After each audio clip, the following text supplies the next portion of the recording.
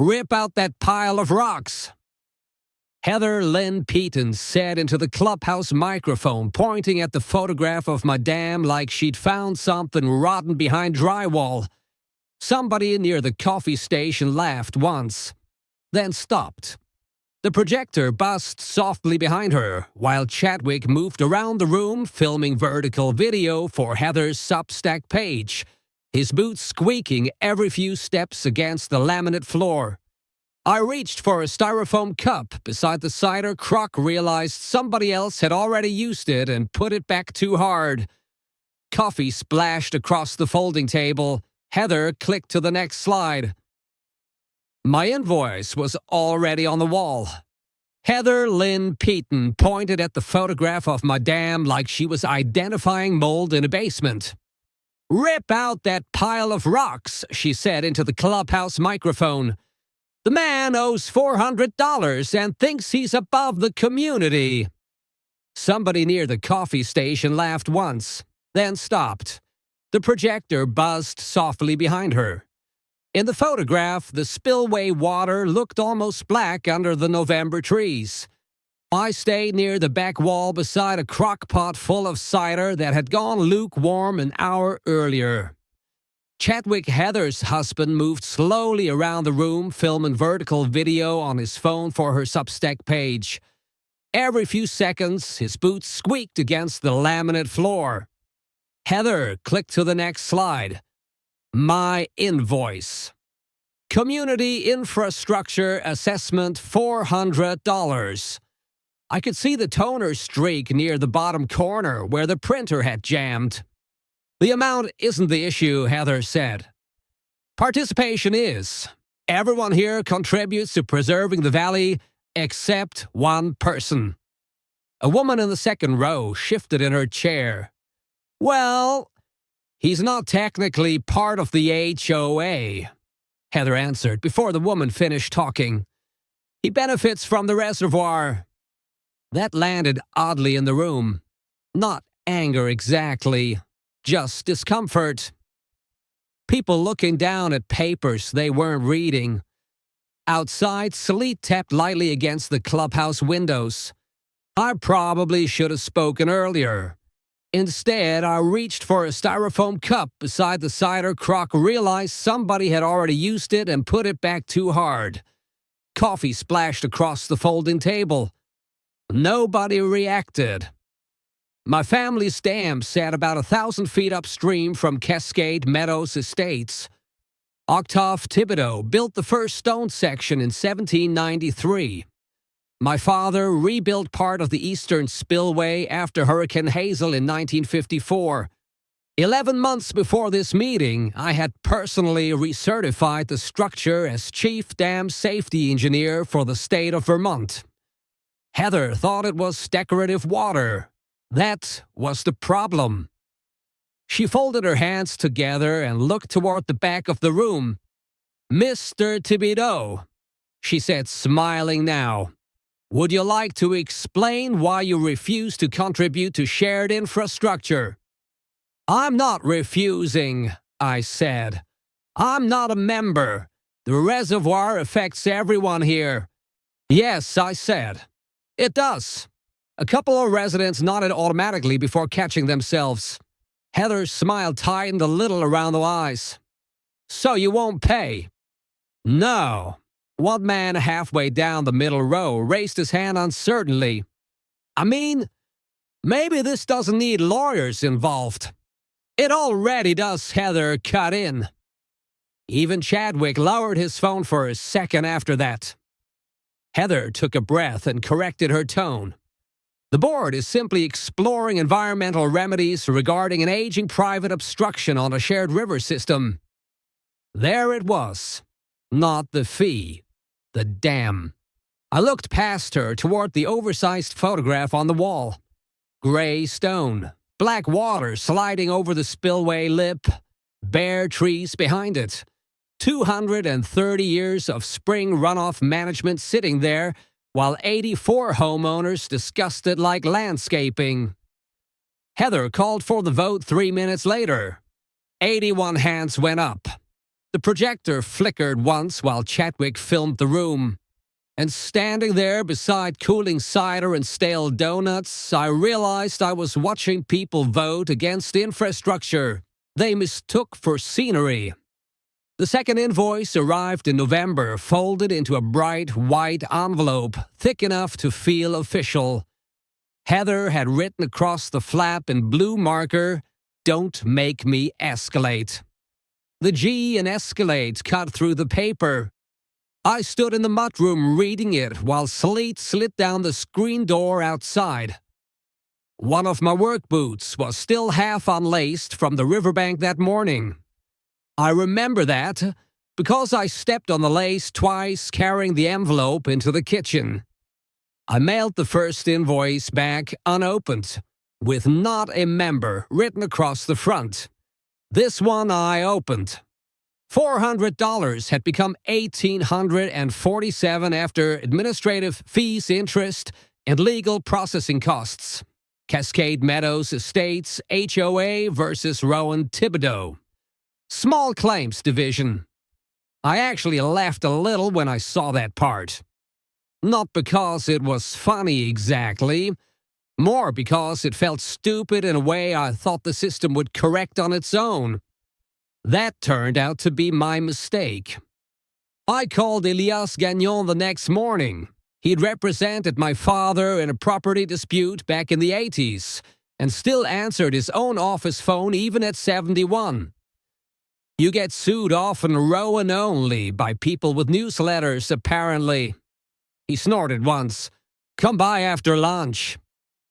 The small claims hearing lasted maybe 4 minutes. Judge Gladstone read the filing, adjusted his glasses lower on his nose, then looked directly at Heather's attorney. "An HOA cannot assess non-members for existing private infrastructure simply because they enjoy looking at it," he said. That should have been the end of it. Heather barely reacted when the dismissal came through. That bothered me more than if she'd gotten angry. She just gathered her papers neatly while Chadwick whispered something beside her. Then they left together without looking in my direction once. Outside the courthouse, Elias tucked the dismissal into his leather folder. "She's not done," he said. "You really think she's going to spend more money chasing $400? Elias pulled his gloves on slowly. "No," he said. "I think the $400 was the test." 3 weeks later, the environmental filing arrived. Not from Heather directly this time. From Hardaway, Vincent, and Strong out of Burlington. I sat at the kitchen table reading it while the baseboard heater clicked behind me every 30 seconds like it was counting something down. Public nuisance, unsafe impoundment, environmental obstruction, mandatory removal review. By page 3, my coffee had gone cold. By page 6, I stopped reading and walked into the records room beside the mill office where my father used to store survey maps in steel drawers. I pulled open the wrong cabinet first. Old tax records. Then floodplain photos from the 90s. Then finally, the 2017 mitigation study. Paper everywhere suddenly. I kept reorganizing stacks that were already organized. Around 1:30 in the morning, Marin found me sitting cross-legged on the floor with permit folders spread around the room. "Dad, I'm looking for the Army Corps Reinforcement Survey. You already scanned that." "I know." She leaned against the doorway, watching me move papers from one pile to another. Snowmelt tapped steadily off the gutters outside. Finally, she asked quieter this time, "What's the actual problem here?" I handed her the filing. She read for maybe 2 minutes before frowning. "They want the dam reviewed. They want it gone." Marin looked back down at the paperwork. "No," she said slowly. "I think they want it gone." That wording sat with me longer than I liked. Because for the first time since the HOA meeting, I started wondering whether Heather understood less about the river than I'd originally assumed, and whether that made the situation worse instead of better. The second invoice showed up in November inside an envelope thick enough to pretend it mattered. Heather had written across the flap in blue marker, "Don't make me escalate." The ink had cut through the paper where she pressed too hard on the word escalate. I read it standing in the mudroom with one boot still unlaced from checking the spillway that morning. Sleet ticked softly against the screen door behind me. The first invoice I'd mailed back unopened. This one I read all the way through. $400 had somehow become $1,847 after legal fees, interest, and community enforcement costs. Cascade Meadows, Estates HOA versus Rowan Thibodeau, Small Claims Division. I laughed once under my breath and immediately wished I hadn't. It felt careless. The hearing happened 10 days later in Middlebury. Heather wore a cream coat and carried a legal pad she barely looked at. Chadwick sat beside her, scrolling his phone until the judge walked in.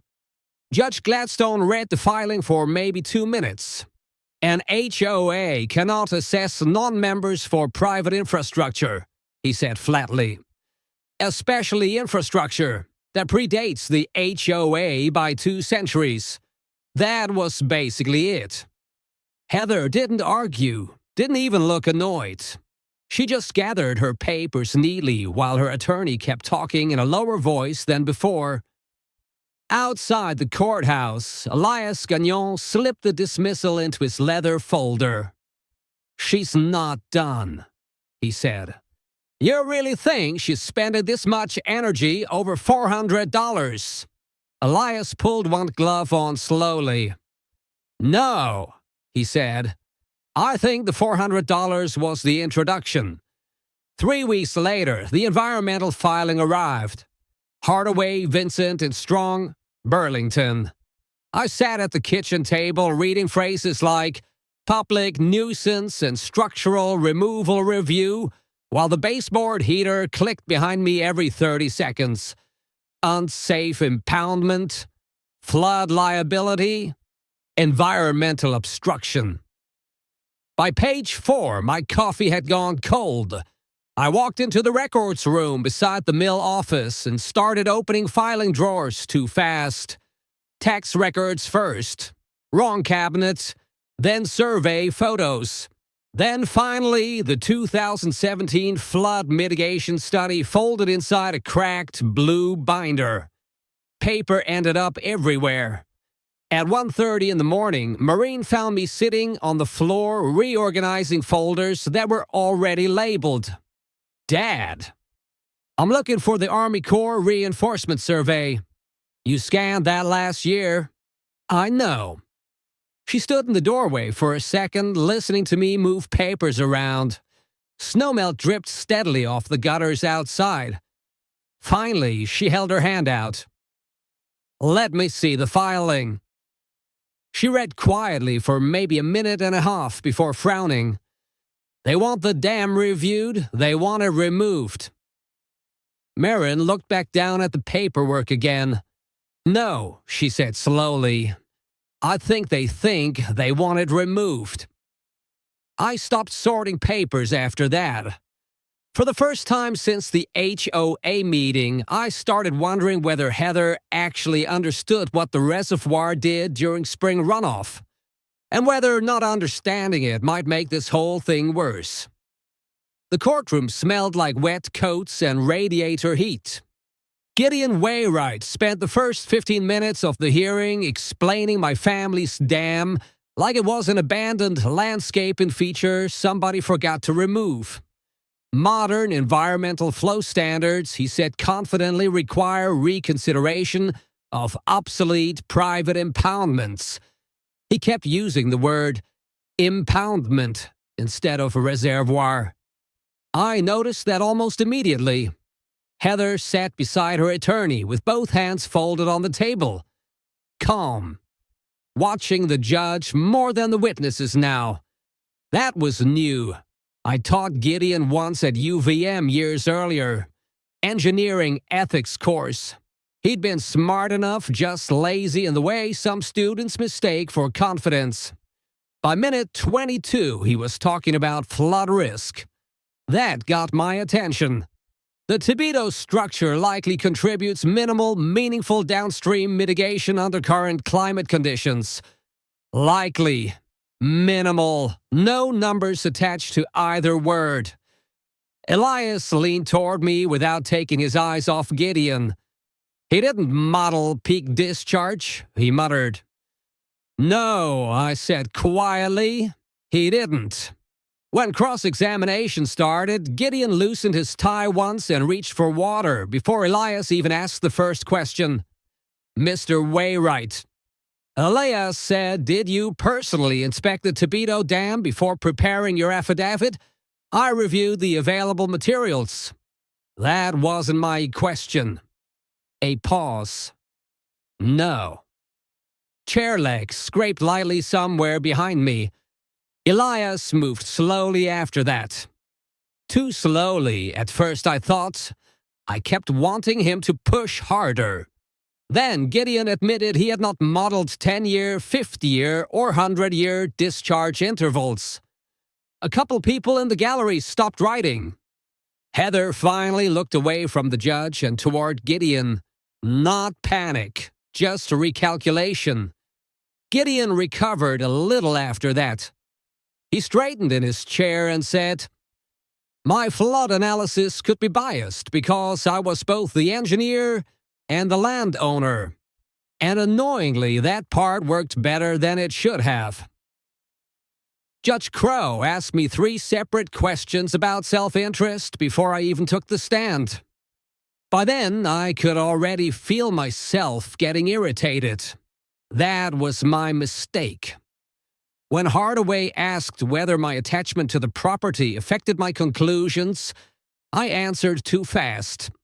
My attachment to the property is exactly why 84 homes downstream are still dry. Elias touched my sleeve under the table. Slow down. I kept talking anyway. I walked the court through the permits, the Army Corps reinforcement survey, the floodplain study Maureen and I had updated together. By the end, my throat felt scraped raw from explaining the same hydrology 3 different ways. Judge Crow never gave much away while I testified. She just kept writing notes in short blocks without looking up much. When the hearing finally ended, Elias packed his folders slower than before. Outside, heavy wet snow slid off the courthouse roof and slapped against the sidewalk beside us. You think she understood it? I asked.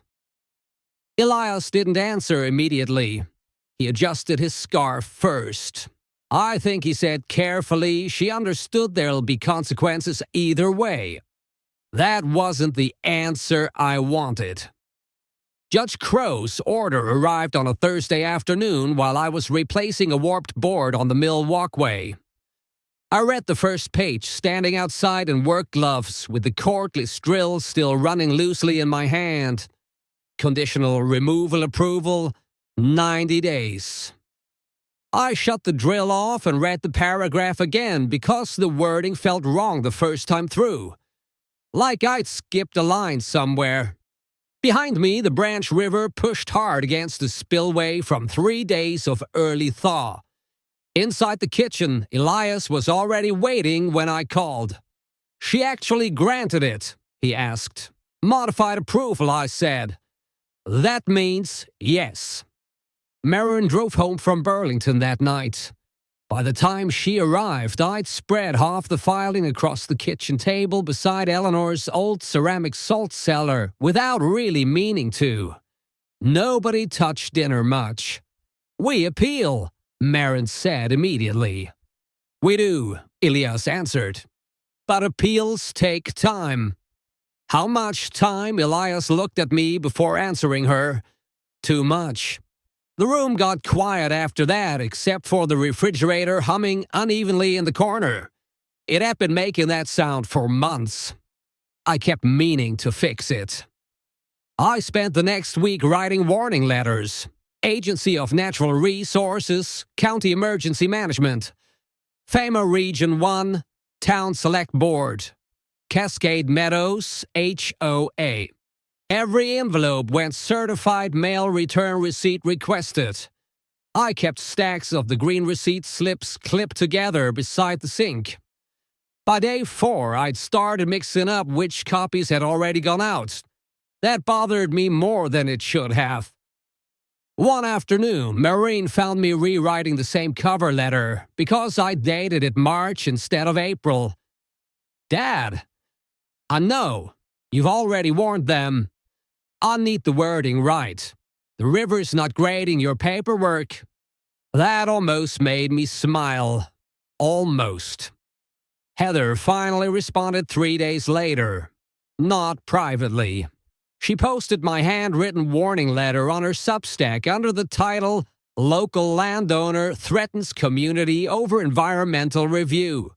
Chadwick filmed a short video beside the reservoir bed talking about restoring public access to stolen water. For about an hour after Maureen showed me the post, I seriously considered driving down there myself. Instead, I went out to the machine shed and changed the hydraulic fluid in the tractor, even though it didn't need changing yet. Grease under the fingernails felt simpler than anger. The excavator contractor arrived the following Monday to inspect the removal site. Stellan Brink, 39 years old, quiet. He read the flood assessment twice, standing at my kitchen counter. Then he removed his glasses slowly and looked out the window toward the reservoir. "Mr. Tibito," he said, "I'd like it noted somewhere that I don't think this should be coming down in spring. I know, but you're doing it anyway." I looked past him toward the spillway where snowmelt water rolled dark between the stones my family laid there 2 centuries earlier. "The court gave an order," I said. Stellan nodded once, though he didn't look convinced by the answer. Neither was I. The rain started just before midnight. Not hard at first. Just steady enough to wake me around 1:30 when the gutters began knocking unevenly outside the bedroom window. By morning, the Branch River had doubled its flow. Marin sat at the kitchen table with her laptop open beside 3 empty coffee mugs while the acoustic monitors updated every few seconds. 4,800 cubic feet per second, she said. That fast. She nodded once without looking up. Outside, the old reservoir bed was already disappearing under brown moving water again. The excavator tracks Stellan's crew left behind 2 weeks earlier had turned into long black channels filling from the bottom first. At 4:43 that afternoon, the river overtopped the north bank. Nobody in the room said much after that. Amos Bouchard stood near the porch window with both hands inside his jacket pockets, watching rain move sideways across the valley. Willa sat cross-legged on the floor beside the radio charger, writing timestamps into a spiral notebook too small for her handwriting. By 5:51, the flood wave reached Cascade Meadows. Marin stared at the monitor another couple seconds before quietly saying, "There it is." The landline rang less than 20 minutes later. I knew who it was before I answered. "Heather," I said. Her breathing came first. Not words. Breathing. Then Rowan the waters in the basement. Behind her, I could hear Chadwick yelling something I couldn't make out clearly. Metal clanging. Maybe tools falling over. How deep? 4 feet maybe. It keeps to listen carefully. "Get upstairs now. Unplug what you can safely reach and leave everything else." We called 911. I know. You knew this wasn't going to happen. That one landed harder than I expected. Marin looked up from the table when I'd stopped talking. Outside wind shoved rain hard against the porch screens. "Heather," I said finally, "do you have bottled water upstairs?" A pause. "Yes." "Good. Stay there. Don't try driving anywhere." I almost said more after that. I'm still not sure what. Instead, I hung up because another call was already pushing through on the second line. The next 6 hours blurred together into radio's county dispatch calls and weather updates. By 9 that night, the National Guard had boats moving through Cascade Meadows, while emergency crews blocked off County Route 11 under portable floodlights. No one died. That became the thing everybody repeated afterward. No one died. The next morning, I drove down with Stellan toward the edge of the flooded subdivision. Muddy water still covered half the road. Pieces of somebody's backyard fencing drifted slowly against a stop sign near the entrance. National Guard crews were unloading supplies beside the community center when Heather finally came into view wrapped in a gray Red Cross blanket. She looked smaller than I remembered from the HOA meetings. Willa walked past her carrying a tray of paper coffee cups without saying a word. Heather watched her go. Then she looked at me once across the parking lot before lowering her eyes toward the floodwater still standing between the houses. Neither of us waved. The community meeting happened 10 days after the flood at the Lincoln Community Center. 200 people showed up in folding chairs that still smelled faintly like bleach from cleanup crews using the building as a shelter the week before. Somebody had set out coffee in silver church urns near the entrance, but most of it went cold, untouched. Heather wasn't there. Her resignation from the HOA board had become official that morning. Harriet Goodwin retired schoolteacher 70-ish, practical enough to survive Vermont winters without announcing it too. People stood at the microphone reading updates from a stapled packet. Flood damage assessments, insurance coordination, temporary housing numbers, the Attorney General investigation. Every few minutes, papers rustled somewhere in the room like people needed to keep touching something. Marin sat beside Willa in the second row with the rebuilt hydrology model open on a projector screen behind them. Emo sat one row farther back, wearing the same brown jacket he'd worn nearly every day since the flood started. Harriet finally looked toward me. "Rowan," she said, "if you would." I hadn't planned what I was going to say exactly. That became obvious pretty quickly once I reached the microphone. The feedback squealed once when I adjusted it. A couple people flinched. "I'm not especially good at public meetings," I said, which got a small, tired laugh from somewhere near the back. Good enough. I unfolded the draft operating agreement from my jacket pocket and realized halfway through that the pages were out of order. For a second, I just stood there shuffling paper while everyone waited politely. Then I gave up and set the stack down flat on the podium. I'd like to rebuild the dam, I said. But not as mine anymore. The room stayed quiet. Outside, rainwater dripped steadily from the gutters onto the pavement where National Guard trucks had parked the week before. I explained the proposal slowly after that. FEMA mitigation funding, shared ownership between the town, the state, the community association, and my family, modern flood standards inside the original stone exterior. Nobody interrupted.